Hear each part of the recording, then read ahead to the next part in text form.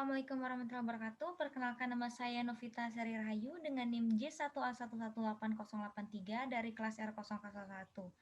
Baiklah, di sini saya akan mempresentasikan proposal saya yang berjudul Pengaruh Jenis Perlakuan Terhadap Karakteristik Lape Labu Kuning atau Cucurbita moschata.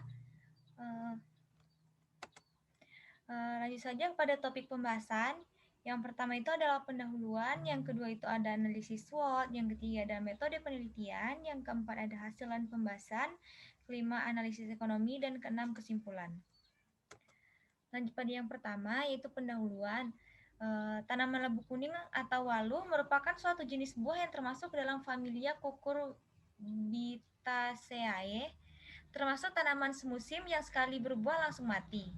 Labu kuning salah satu tanaman yang mudah dalam proses pembibitan, perawatan, dan hasilnya cukup memberikan nilai ekonomis yang tinggi pada masyarakat. Lanjut saja kepada tujuan penelitian ini yaitu untuk melihat jenis gula yang tepat pada pembuatan lape labu kuning. Yang kedua, untuk melihat pengaruh jenis gula terhadap karakteristik lape labu kuning. Kemudian adalah manfaat penelitian. Yang pertama, yaitu untuk mengetahui potensi labu kuning sebagai bahan dasar dalam pembuatan lape labu serta untuk memberi pengetahuan tentang jenis gula yang tepat dalam pembuatan lape labu kuning. Kemudian ada hipotesis penelitian yang pertama yaitu jenis gula berpengaruh terhadap rasa, aroma, karakteristik pada lape labu kuning. Kemudian yang kedua, jenis gula terbaik pada lape dapat menghasilkan lape labu kuning yang baik pada karakteristik serta mendapatkan jenis gula yang dapat diaplikasikan dalam pembuatan lape labu kuning. Nah, kemudian masuk ke dalam analisis SWOT. Ini ada analisis tentang eksternal maupun internal. Yang pertama adalah opportunity, yaitu bahan baku yang digunakan mudah untuk didapatkan dan juga untuk pengolahannya masih menggunakan cara yang sederhana. Kemudian peluang bisnisnya yang masih besar, adanya riset untuk inovasi produk. Kemudian ada untuk treats, lebih mudah terkontaminasi dengan mikroba, teknologi pengolahannya masih sederhana, dan kalah jauh dengan produk-produk modern. Kemudian munculnya olahan produk modern yang jauh lebih menarik. Kemudian adalah stretch. Harga yang ditawarkan lebih murah dan terjangkau di kalangan masyarakat, tidak ada digunakan bahan pengawet pada proses pembuatan, kemudian memperkenalkan makanan tradisional dengan inovasi yang terbaru. Kemudian ada weaknesses, yaitu ada risiko kerusakan pada produk lape ini tinggi dan tidak tahan lama. Kemudian kemasan yang digunakan kurang menarik minat masyarakat, kemudian kurangnya variasi terbaru pada produk. Nah, untuk SO-nya di sini yaitu meningkatkan inovasi dari produk berupa warna, penambahan jenis gula dengan yang berbeda. Kemudian meningkatkan kapasitas pada produk yang berbasis bahan baku lokal. Kemudian yaitu meningkatkan promosi yang beragam. Di sini ada WO, yaitu peningkatan pengawasan pengolahan pelatihan pada teknik pengolahan produk, kemudian diversifikasi produk. Selanjutnya ada ST, meningkatkan kualitas dari produk yang disediakan, meningkatkan pengawasan pada pengolahan produk, lebih menjaga kebersihan pada saat proses pengolahan produk. Kemudian ada WT, yaitu hindari pengolahan di tempat yang kurang bersih, kemudian meminimalisir pekerja yang memiliki SDM yang rendah, serta meminimalisir terjadinya kualitas produk yang kurang baik. Kemudian ada metode penelitian. Di sini bahan yang digunakan adalah labu kuning, tepung beras, kelapa parut, gula pasir, gula aren, gula tebu, vanili, garam, serta daun pisang. Kemudian alat yang digunakan yaitu kompor gas, panci, sendok, talenan, baskom, pisau, dan juga timbangan. Nah, di sini yaitu adalah rancangan penelitian. Rancangan percobaan yang digunakan adalah rancangan acak lengkap dengan satu faktor 3 perlakuan, yaitu membandingkan antara gula pasir, gula aren, serta gula tebu. Untuk G1 yaitu untuk gula pasir, G2 gula tebu, dan G3 untuk gula aren. Nah, kemudian pelaksanaan penelitian. Yang pertama itu adalah labu kuning disiapkan terlebih dahulu, kemudian dikupas hingga bersih, serta dipotong sesuai dengan selera, kemudian dicuci dengan air yang mengalir, kemudian direbus. dengan ditambahkan sedikit air, kemudian ditiriskan. Setelah itu proses pembuatan adonan lape tanpa penambahan gula terlebih dahulu. Yang pertama, bubuk kuning yang sudah ditiriskan kemudian dihaluskan. Setelah itu ditambahkan dengan tepung beras 1 kilo. Serta itu ditambahkan dengan parutan kelapa, ditambahkan sedikit garam, dan ditambahkan sedikit vanili. Nah, kemudian proses pembuatan adonan lape dengan penambahan gula. Untuk adonan dibagi menjadi 3 bagian, yaitu menjadi 1000 gram adonan tanpa gula. Nah, untuk perlakuan pertama dengan penambahan gula pasir, perlakuan kedua dengan penambahan gula aren, perlakuan ketiga dengan penambahan gula tebu, serta kemudian adonan dicampurkan hingga rata. Setelah itu dibungkus dengan menggunakan daun pisang sesuai dengan selera dan ukuran masing-masing, serta dikukus pada waktu lebih kurang 25 menit. Kemudian adalah metode analisis.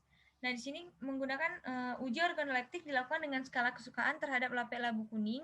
Uji ini dilakukan oleh praktikan sendiri di rumah. Di dalam uji ini praktikan mencicipi sampel yang tersedia dan kemudian praktikan memberikan penilaian. Berikut adalah tabel dari uji organoleptik. Kemudian adalah hasil analisis LAB maupun RGB. Yang pertama itu analisis G1 dengan penambahan gula pasir dengan 1000 gram adonan. Yang kedua adalah G2 gula tebu dengan penambahan 1000 gram adonan. Serta G3 gula aren dengan 1000 gram adonan. Kemudian masuk ke uji organoleptik. Pada uji organoleptik ini terdapat 4 parameter yang diamati, kemudian dengan 3 perlakuan. Perlakuan pertama itu dengan penambahan gula pasir.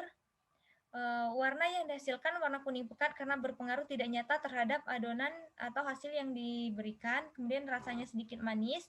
Kemudian dominan aroma labu dan sedikit aroma gula dengan tekstur kenyal. Kemudian yaitu dengan penambahan gula tebu. Di sini warnanya kuning kecoklatan, berpengaruh nyata terhadap hasil dari lape labu kuning yang dihasilkan.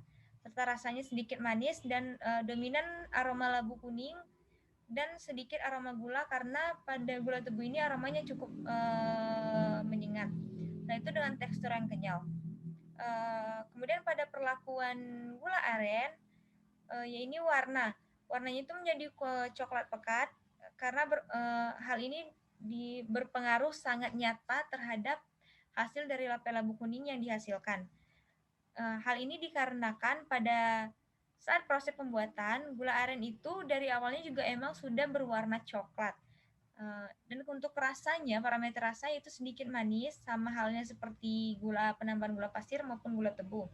Dengan aroma dominan aroma labu dan sedikit aroma gula. Nah, di sini aroma labu kuning itu juga aromanya juga sedikit menyengat, namun masih dapat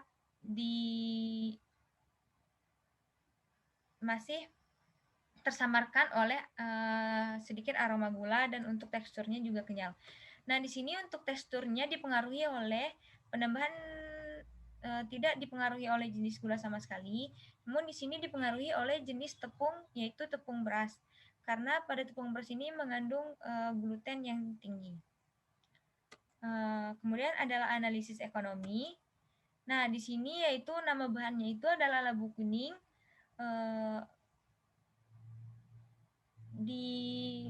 Didapatkan dengan harga Rp12.000, tepung beras Rp8.000, kelapa parut Rp4.000, gula pasir Rp4.000, gula aren Rp4.000, gula tebu Rp7.500, vanili Rp500, garam Rp500, serta daun pisang Rp5.000 dengan jumlahnya yaitu Rp45.000. Serta tabel biaya keseluruhan. Jenis pengeluaran bahan baku yang habis pakai yaitu Rp45.000, untuk transportasi yaitu Rp10.000, lain-lainnya atau tidak terduga Rp60.000 dan jumlahnya Rp115.000. Nah, di sini adalah rincian keuntungan. Untuk yang pertama harga jual. Untuk harga jual ada hasil produksi. Diperkirakan harga satu lape labu kuning adalah Rp1.000 dan harga jual pada pemasaran itu ada Rp1.500. Diperkirakan satu hari memproduksi sebanyak 110 buah lape labu kuning, maka dalam satu hari mendapatkan keuntungan sebesar 100.000 buah lape labu kuning dikali dengan harga penjualan itu 1.500 dan didapatkan hasil yaitu 165.000. Untuk yang kedua itu adalah keuntungan per hari. Dalam satu hari bisa menjual 110 lape labu kuning dengan keuntungan 165.000 dikurang jumlah uang habis pakai dan jumlah keseluruhan yaitu 115.000 dengan hasil 50.000 rupiah. Kemudian ada keuntungan per minggu. Nah, di sini keuntungan per minggu adalah 50.000 kali 7 hari, yaitu hasilnya 350.000 rupiah. Kemudian keuntungan per bulan 350.000 rupiah dikalikan 4 minggu, yaitu adalah 1.400.000 rupiah. Serta keuntungan per tahun, yaitu 1.400.000 rupiah dikali 12 bulan dan dihasilkan 16.800.000 rupiah. Nah, dari percobaan yang telah dilakukan dapat dilakukan pada proses pembuatan lape labu kuning dengan perlakuan penambahan jenis gula, dapat disimpulkan bahwa pada uji organoleptik terjadi pengaruh berbeda nyata terhadap lape labu kuning yang dihasilkan, terutama pada parameter warna yang jauh lebih mencolok. Serta untuk jenis gula yang baik terdapat pada pencampuran adonan dengan kode G3 yaitu penambahan gula aren. Demikianlah presentasi yang dapat saya sampaikan. Jika terdapat kesalahan saya mohon dimaafkan. Wabillahi taufiq wal hidayah. Wassalamualaikum warahmatullahi wabarakatuh.